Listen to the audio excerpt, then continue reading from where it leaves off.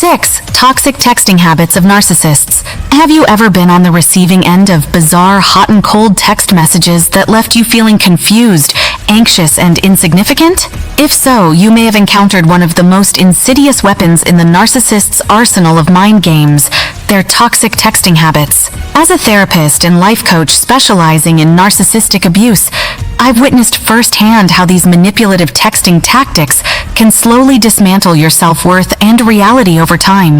But understanding the narcissist's selfish communication patterns is the first step in dismantling their control. In this video, I'll expose 6 of the most common toxic texting habits narcissists use to keep you hooked and doubting yourself. From being love-bombed into addiction, to dealing with their endless ghosting, disappearing acts, to making sense of their nonsensical word salads, we'll break down every devious strategy. So hit subscribe, because by the end you'll be able to identify these red flags instantly and starve the narcissistic text gremlin of the negative attention they so desperately crave. Texting habit of narcissists. 1. The love bomb texts. Let's start with one of the most seductive yet insidious forms of narcissistic manipulation, the love bomb texts. We all know narcissists are masters of the love bombing tactic in person, smothering you with excessive flattery, attention, and promises of eternal devotion to create a feeling tsunami that sweeps you off your feet. Well, when a narcissist can't physically be in your presence, they'll resort to love bombing over text, firing off a barrage of messages like, "No one has ever understood me like you do," or "You're my soulmate, my entire universe." As someone who craves real connection, you'll likely reply with equally intense affirmations, setting the stage for an unhealthy cycle of text addictions. I knew one wife whose narcissistic husband would send 50-plus love bomb texts daily when they first met, each one more unbelievably saccharine than the last. She became so hooked on the validation high, waiting by her phone like a crack addict for her next hit of praise, that she failed to see his words were hollow projections devoid of meaning or lasting sustainability. So if you find yourself receiving a cloyingly excessive amount of run-on love fest texts early on, recognize this obsessive language for what it is: a grooming tactic to short-circuit your brain's reward pathways and foster an unhealthy codependency. A little romantic affirmation is normal, but texts proclaiming you're the most amazing, gorgeous, perfect, irresistible person ever is a wave of narcissistic sludge you don't want to drown in. Texting habit of narcissist. 2. The Sext Addict. Piggybacking off that brain barnacle's excessive love language brings us to toxic texting habit 2, the incessant sexter. While there's nothing inherently wrong with some fun, flirty sexting between consenting adults who've established trust and respect, the narcissist uses hypersexualization as a way to HBO, hook, bait, and objectify you from the jump. For the cerebral narcissist, sexting provides a 3-fear of abusive utility. 1. Using you solely as a sexual object while preserving plausible deniability. 2. Getting you hooked on their sexual validation like a Pavlovian puppet. And 3. Collecting sensitive ammunition they can use for future blackmail or degradation if you dare defy their control down the line. I knew one younger woman whose narcissistic boyfriend insisted she sext him at all hours of the day and night, even while she was at work or with family. He demanded endless nude photos, forcing her to comply by threatening to pursue other hotter women if she didn't keep satisfying his endless smutty needs. By the time she wised up, he had an entire folder of compromising images he used to shame and silence her every time she challenged his mistreatment. So if your texts with that seemingly charming new prospective partner immediately veer into overly explicit sexual territory before any real emotional intimacy has been established, that's a glaring red flag of objectification and control down the line. Healthy relationships don't start with one partner in subservience to the other's base desires. Texting habit of narcissists. 3. The Mexican standoff ghosters. Once the narcissist has you hopelessly hooked through their sexual short-circuiting and constant love bomb hose-basting, that's when they unveil their 3rd toxic texting tactic, intermittent ghosting, a term I like to call Mexican standoff mode.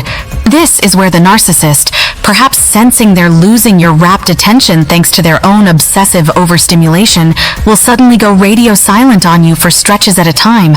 6 hours, 12 hours, even days with zero explanation. just ghosted.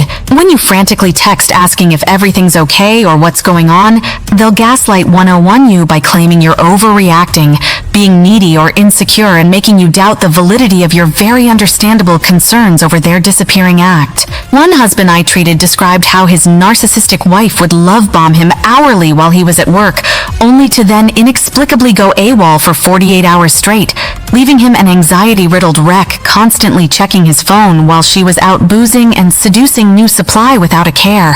When she'd finally re-emerge, he was treated to more gaslighting about being too clingy and dependent, despite her fostering that very dynamic. Make no mistake, this recurring ghosting game is calculated to create an endless anxiety-inducing cycle, making you pursue them while feeling increasingly unimportant and unworthy. It's emotional crack withdrawal expertly administered to breed trauma-bonded codependency and undermine your reality. Real partners in a healthy relationship don't ghost each other for funsies.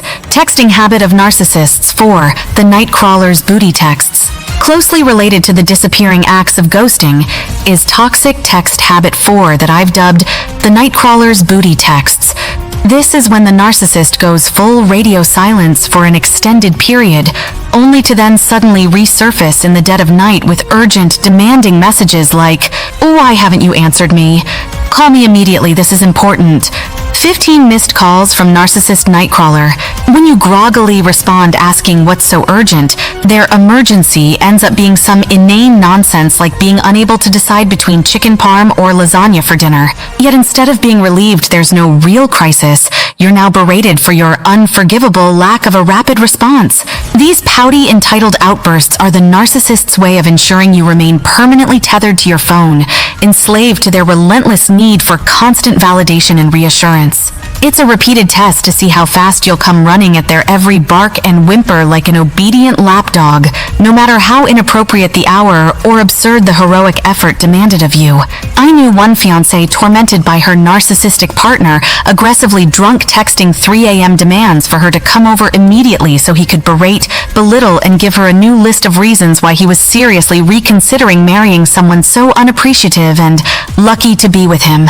It was toxic bait she constantly ruminated over taking for fear of triggering his wrath, until she finally realized that was precisely the point. Texting habit of narcissists. 5. The heart-to-heart hoovering. Sergey the narcissist has still got your brain bent into a pretzel from his constant mixed-signal torture texts designed to keep you perpetually on edge and compliant.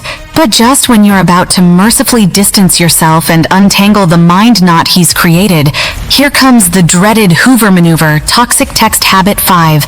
The heart-to-heart hoovering text. After being stuck in a cycle of silent treatments, insult avalanches, and incessant criticism, you'll receive a shockingly tender makeup text out of nowhere like, "I'm so sorry for how I've been acting lately.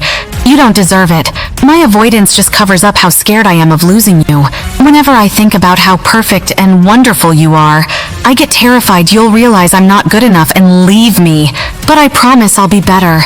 This woe is me pity play is catnip to an empathetic person's caretaking tendencies. You'll wrongly interpret their feigned vulnerability and acknowledgement as progress, convincing yourself their sudden remorse must be genuine and merits another chance, when really all that's happened is they realized their hot-cold devaluation tactics were driving you away, so they recreated that irresistible love-bombing dopamine rush to suck you back into the cycle of abuse anew. One woman I treated spent 7 cycles of her soulmate husband pulling this hoovering routine on her, pouring his heart out over his abandonment fears and intergenerational trauma inheritance, only to completely discard her again weeks later once she was securely re-entrenched, until she realized her own endless empathy was the very thing allowing him to keep consuming and depleting her. Texting habit of narcissists. 6. Siri scrambles and pocket crimes. Our final toxic texting habit is what I call the malicious Siri scrambles and pocket crimes. This is when your narcissist fires off a blizzard of wildly incoherent misspelled gibberish, like a drunk typing with their toes. Something like, "Hurry bi wubi you don't do allure serjegesh spunsalt quanchipi ibikwanvi." Now when you understandably ask for clarification on this garbled mess, the rage flares as they accuse you of being too stupid to understand their staggering intellectual gamesmanship. It's a callous power move to destabilize your reality, confuse you into frustration, or give them an excuse to blow up over your incompetence. Other times, these indecipherable text bombs get sprinkled with aggressive profanity or accusations. You'll receive some hate-laced screed like, "Och, EUPFCNA, I'm fucking sick of you, Kibsertmantulp."